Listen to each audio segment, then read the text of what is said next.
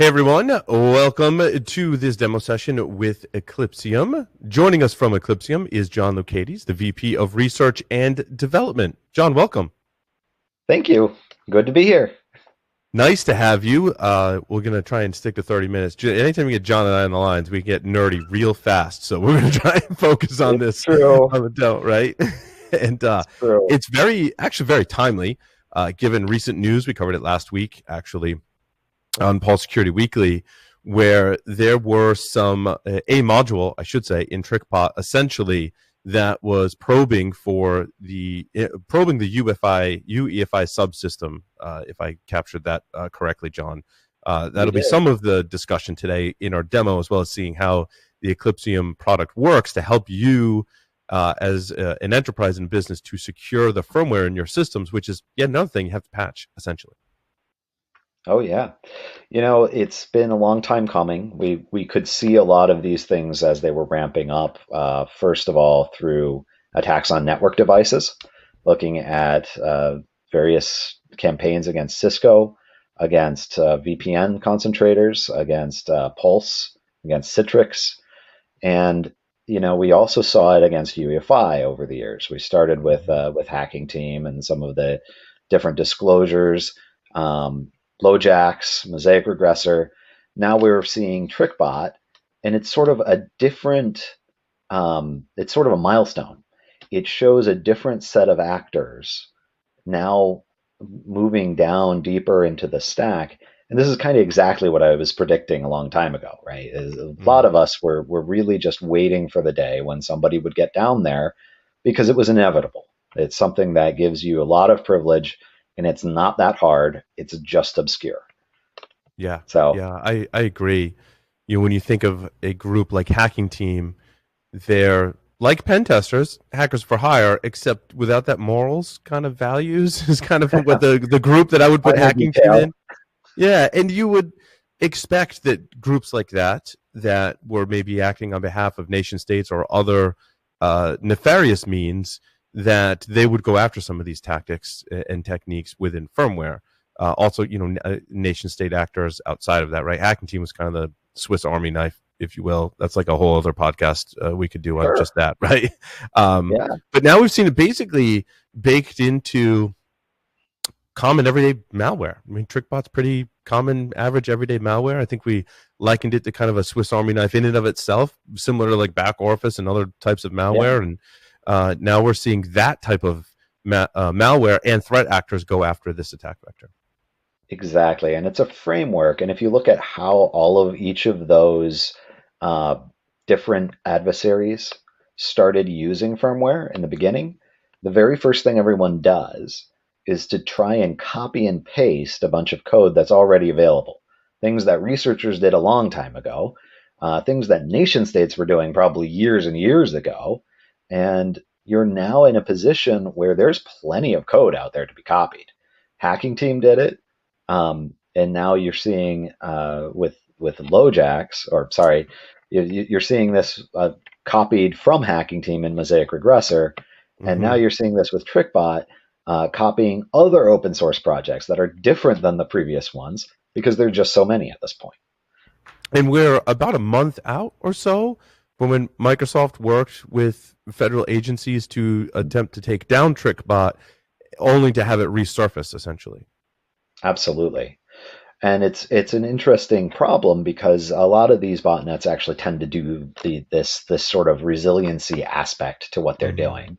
Unless you actually go and round up all of the people who are involved in it, it's going to be something that they know the techniques, that turns out the techniques do work. And it does make sense why you would now be going after a persistence mechanism, because you have a advanced adversary who's going to take down your botnet. And so now I'm going to use a more advanced technique. And so we have no evidence of that. I mean, we could find one of the actors behind TrickBot and interview them and ask them, like, hey, did you put this module in, right, as a direct response to that? I think there is, would likely be, that's exactly why we wanted to put this module in. I mean, it would make sense. We have no evidence of that, but that's why we like doing podcast type things, because we get to express our opinions. And we got all sorts of different ideas too. I mean, if you could be doing this for persistence, But you could also be doing this for disruption. We've Yes. seen other adversaries use these same techniques to brick systems. Hmm. If you were to do that sort of thing and you were TrickBot, right, you're talking tens of thousands of different Right. systems, a lot of which are going to be vulnerable to this issue. If you wanted to bring stuff down, that would be horrible, right? And Yes. it'd be very difficult to recover. So that's the Yes. difference with this sort of area where your recovery techniques, your the power that the adversary has is different than what you're usually dealing with. So the Yep. techniques don't necessarily work. Right? You're not going to just wipe and reinstall. You're going to have to actually mess with the motherboard. Yep. Yeah. I think of the Olympics. It was Oh Korea yeah. in the Olympics, and they were wiping and rebuilding systems. And I forget what the reinfection vector was. They figured it out eventually. But if you wanted to disrupt something like that, this would Hmm. be an attack vector you would likely want to have in your arsenal. Exactly. And I think the difference between 10, 20 years ago when nation states were doing this or capable of Hmm. doing this and today is just which adversaries. Now Yeah. you're getting to the point where it can be almost any of the adversaries that you could possibly want. Anyone who can copy code can do this now. And you're Yep. using the same vulnerability that people in 2010 were writing specs about how to secure the spy flash Hmm. interface, and you're now seeing a malware that is extremely common, also extremely resilient, but extremely common actually using this kind of an attack. So maybe 20 years ago, kind of special, but now it's kind of mainstream, I guess. Right. And so, what do we do about it, John? You got a demo So prepared for us, which is awesome. Yeah. yeah, so I'm going to show you a little bit about what we can do about it. The first thing to remember is that these things are just obscure. They're not different. They're not like Mhm. unstoppable threats. They're just computers and how they work, right? So what I'm going to show you is the same sort of thing that you would do if it was at an OS or an application or a network layer. It's just in a different layer that these normal tools and techniques don't cover. And so you're Mhm. going to start with visibility, and you're going to get into what you can do to protect these interfaces, what you're going to do to be able to discover and detect tampering, and you're going to be able to actually apply this across different stages in the life cycle. So real My quick, I'll start my sharing. whole thing is pay attention because you don't want TrickBot to be the software that's telling you about vulnerabilities in your UEFI systems or all their firmware. You want Eclypsium to tell you that and address it beforehand before you have something like a TrickBot that's messing with your firmware. That is the thing, exactly. I think if you are ahead of the game, you can actually be sure that there will be an easier target, right? Somebody who's not Yeah. paying attention, random consumer grade equipment that just, does whatever it does. But in an enterprise, it's particularly with the most critical devices in the enterprise, you don't want the adversary to be the one scanning your network for this. You'd Right. really like to be the first one to know, right? It's not just So scanning for the presence of UEFI. TrickBot was scanning for the presence of a vulnerability that could be exploited to do exactly, nefarious things with your firmware. And what Eclypsium allows you to do is do that before the evil attackers are scanning for vulnerability. They're not going to find any because you're going to find them first and fix them. And that's why you need a exactly. tool like this. And there's all kinds of other use cases. I mean, John and I have gone through dozens of them probably in our interviews as to why this is important. I think before we were talking about how Microsoft does a really good job preserving the integrity of software updates. Not every firmware manufacturer does, and that's some of the things Eclypsium can tell you is not just which firmware you have, where you should upgrade to, but about the integrity of what you have and what you're going to install. That's right. So imagine yourself in the situation that you have an enterprise and you want to know what's vulnerable. What Eclypsium is going to let you see, first of all, at a high level, the number of devices that are vulnerable Mhm. to various high risk attacks. But let's go look at TrickBot specifically. We Mhm. capture the vulnerability that they're doing reconnaissance for as missing BIOS write protections. And so Mhm. here's the list of systems that are going to show up if TrickBot scans your network. This is exactly what they would see as vulnerable. And you can kind of dive into one of these and you can see. that it's vulnerable to missing BIOS write protections, but it's also vulnerable to a bunch of other stuff, which is Hmm. normal because these things add up. And if you're not keeping up with the BIOS updates, you probably have a bunch of CVEs. We'll Yeah, and actually we talk point about that you. in vulnerability management for any vector is that debt that you can get yourself into. The further you're behind on software updates and patching, the more debt that you have, and the more, in my opinion, not some there's security risk there, but there's also a lot of operational risk the further you get behind because getting to that stable, secure state is now a lot more work and carries with it a lot more operational risk. Absolutely. If you're just using your own personal computer and you're just updating to whatever's the latest, that's fine. But if you're going to deploy this across a large enterprise and you have a 1% failure rate, 1% could Hmm. be really bad for you. Yes. And that'll be a bad day for the ops team, right? So what you Hmm. want to do is manage these things, and that's what Eclypsium is really all about. It's not just about going and throwing code around. It's about understanding what that code means and showing you what the actual risks are and what the actual integrity is going to look like down at the component level. And so we'll break up every device into a bunch of different components and we'll apply this risk and integrity to each component individually. So And that's that's because what you we're go about.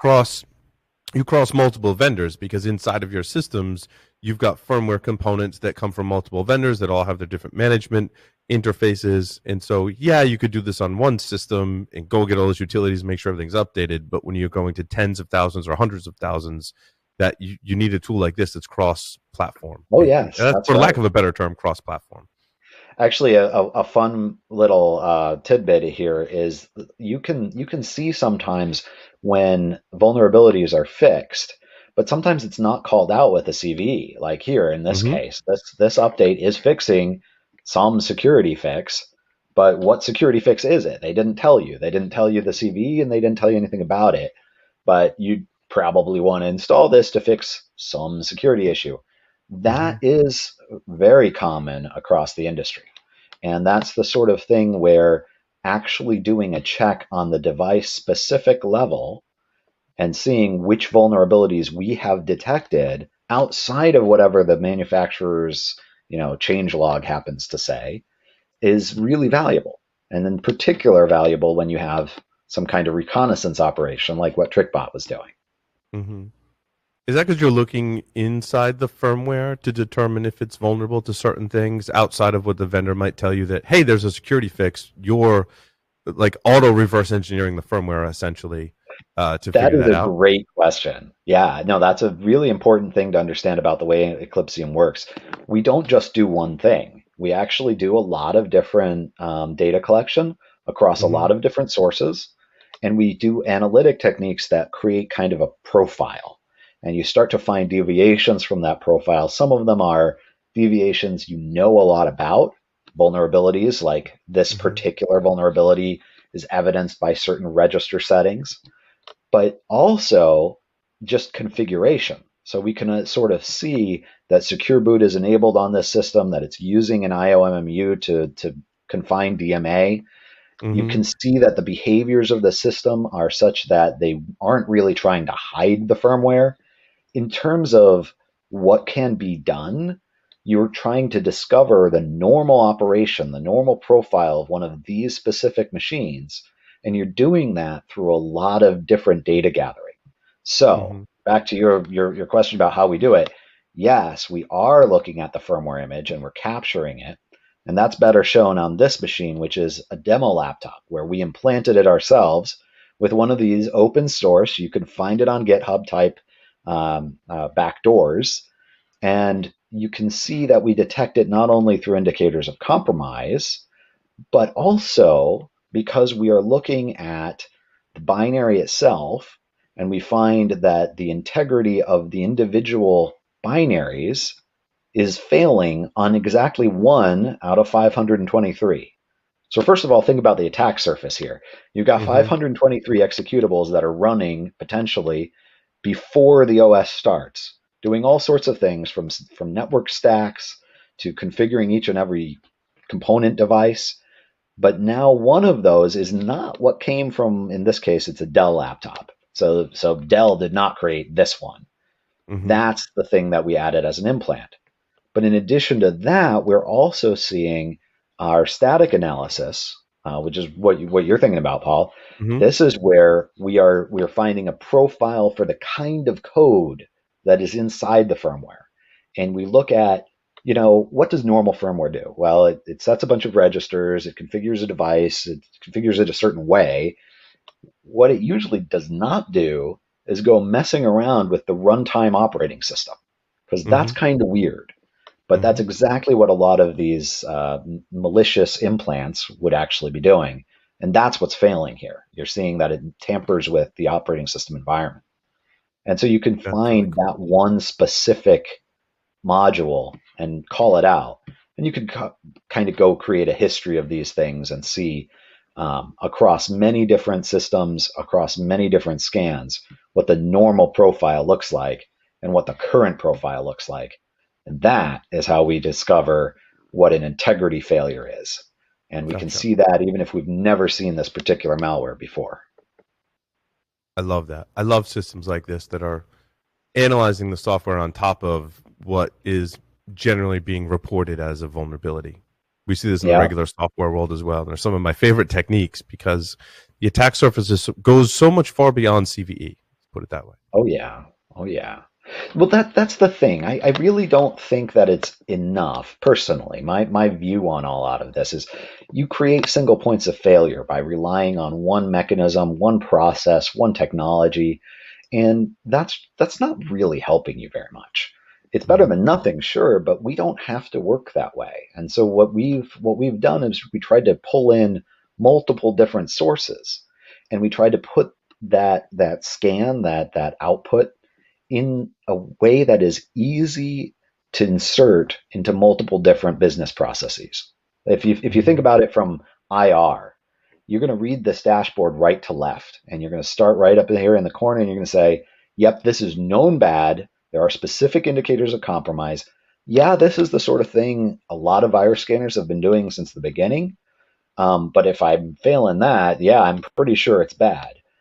If I'm going next, this is where I'm going to discover something out of the ordinary that does actually have fit the profile of something that could be bad, that could be Mm-hmm. malicious. That's an integrity failure. And that doesn't need a signature. That doesn't need indicators of compromise.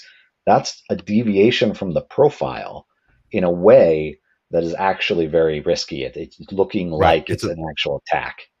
potential attack. Yeah. Attack path, I should say. Attack path, exactly. Mm-hmm. And And then so kind of, you do need to have an agent on your systems to collect this level of telemetry. yes. So to get down to this level, you do.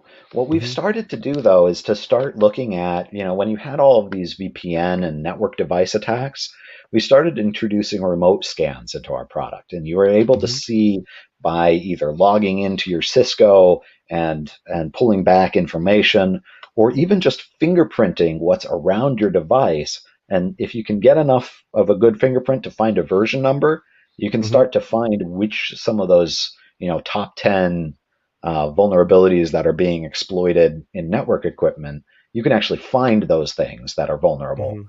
just remotely. So what we're doing is we're kind of augmenting the profile that I was talking about with the profile of everything that's around you. So it's not Mm-hmm. just inherent to your device, which is where we sort of specialize, but we're also including what's around you, what you're using to communicate. And Mm-hmm. if you think about what's happened this year with COVID and people working from home or working from different locations than what you would normally expect in the office, that's become really important. So that's kind of the driving force behind why we tried to do this year in particular. Mm. That's interesting. So does your installed agent look around itself for other devices? That's the idea. That's the idea. Oh, that's So if you interesting. if you if you're communicating with your home router, and your home router happens to be this one that's very commonly part of a botnet, it has certain Mm-hmm. vulnerabilities, we can start detecting that. If you're using one of these VPN concentrators that has been the target of recent attacks, we can identify that. And this is all part of the idea that you're going to feed the information from this dashboard into a bunch of different processes. I talked about incident response over here. But now we can start talking about risk management in the middle. And Hmm. that's, IR is going to be something that's very immediate. This risk management is going to have maybe a 30-day or 60-day window during which you're going to sort of reassess and reprioritize and make some changes. And this is where looking at those particular firmware vulnerabilities, particularly the high risk ones that are being targeted by these adversaries, but also just general patch management. This is where it all comes together. And you can Hmm. map that into compliance requirements. We've chosen to really push that into a lot of the NIST controls. Hmm. NIST has actually been on this for a while. Props to them because they actually, for 10 years have really been publishing about, how firmware security is important, and we can map directly into some of their existing publications. You just take Hmm. a look at these vulnerabilities and you sort of say, here's what NIST says needs to be done. If you kind of take another step back, all of this is really just a big database of an inventory of what you have at the component level of every device. And you might think of an asset inventory as, all of the different laptops and servers that you have and where they are. This is that lower level of the asset, which is all the components inside it. And so when you get something new, you want to go query to see what is available or what is part of your infrastructure that might be impacted by some new piece of information, whether that's maybe that's a vulnerability, but maybe that's actually just an operational problem where there's a certain firmware image or a certain component. If you have it, it's going to break when such and such happens, and I want to go find each one of those. And so that's this ultimately the database upon which we've done an analytics to find these other things. So, in the case of the TrickBot vulnerability that you've discovered in this example, you would take that information and you would have some more intelligence around it before you sent it off to the central patch management system, which would be responsible for then pushing the patch out so that vulnerability no longer exists in your environment. Exactly. So right now, if you were managing an infrastructure, we identify what they're doing recon for as Hmm. missing BIOS write protections. You can go read about in the blog what that actually means, but it basically is saying that you can rewrite firmware, and any Right. software can do that. And if you have this vulnerability, these are the systems you're going to want to go patch. These are the systems that you're going to want to go address that on. And in particular, this is an example of one of those systems where you can find the specific update that you might want to be deploying right about now. Hmm. Can download it, can put it into your system management process, and get it deployed to this specific machine with this specific profile and address this specific vulnerability.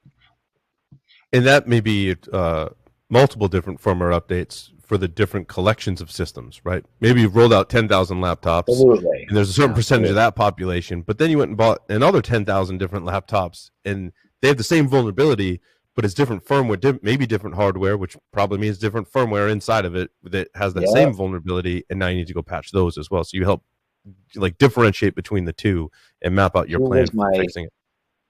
here was my ThinkPad, Lenovo, and here was my Dell Latitude, and Hmm. both of them are out of date. Both of them are fixing a bunch of things, and I can go and grab the specific latest version for each of these, put them all together into the deployment packages, and send each one to the appropriate system because you're actually keeping track at this level.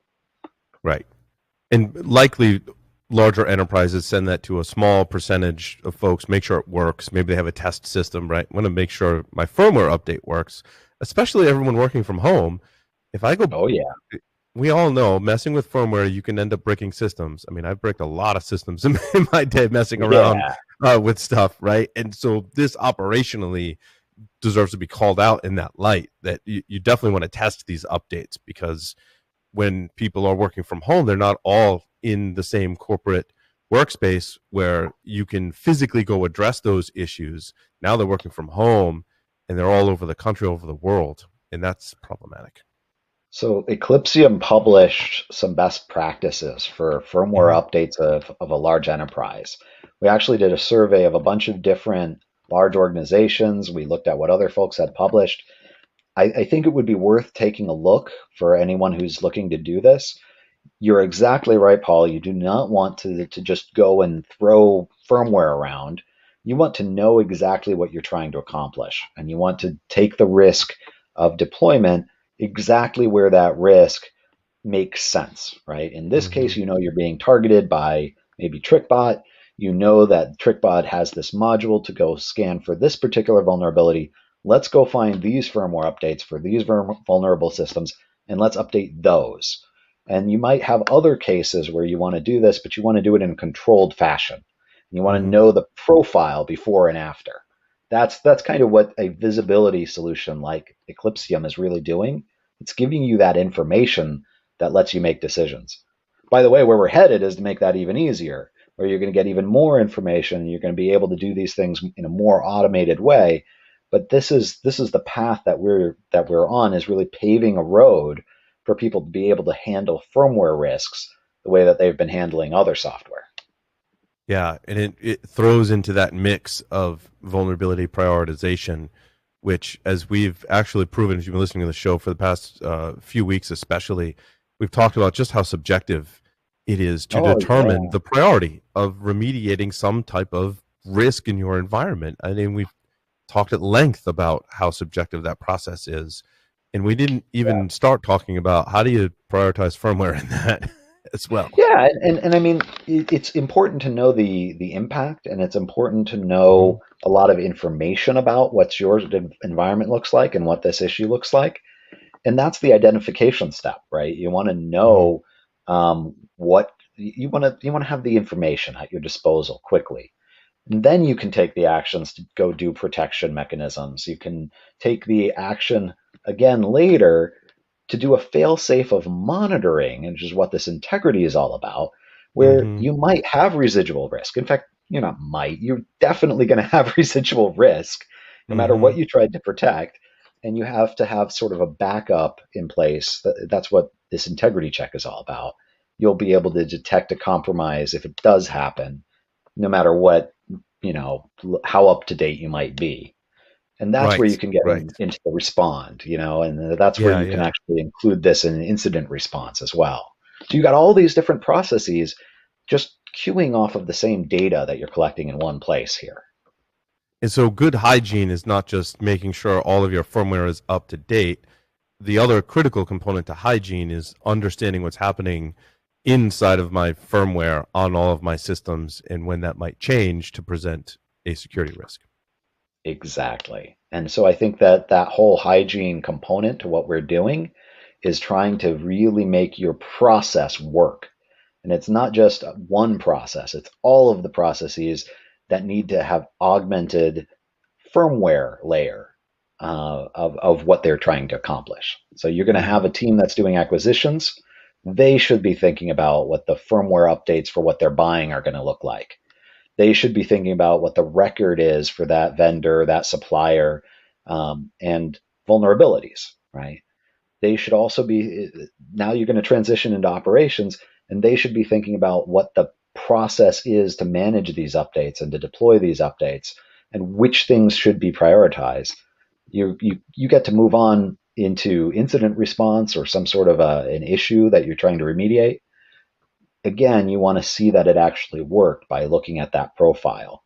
And if you have had a compromise, you want to see that they didn't bury themselves deep into firmware before you go putting Hmm. that back on the network. Right. And this is just not a Windows problem. It extends out to Mac OS and Not at Linux all. as well, correct? It's Absolutely. really independent of operating system, which is kind of scary And to think that's the about. fun part. In fact, you can Mm. have the same issue materialize on each of those different operating systems. Hmm. And one of the problems with looking at just version numbers or security advisories is that you won't see those things as the same. And in some cases, there might not have been a security advisory for Windows, right?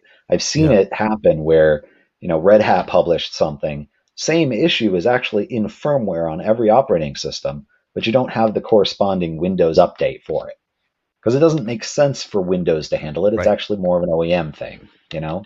And that's why you need Eclypsium and to pay attention as they're screen will come up next where you can get more information from within our platform for a virtual conference. So make sure you go do that. And John, you mentioned several great resources on the website. I encourage people to check those out as well at eclypsium.com. Absolutely. Come send us email at info@eclypsium.com anytime. And if you hit us up before the holidays, there'll be something special in store. Fantastic. John, thank you so much. Thanks. Always a pleasure.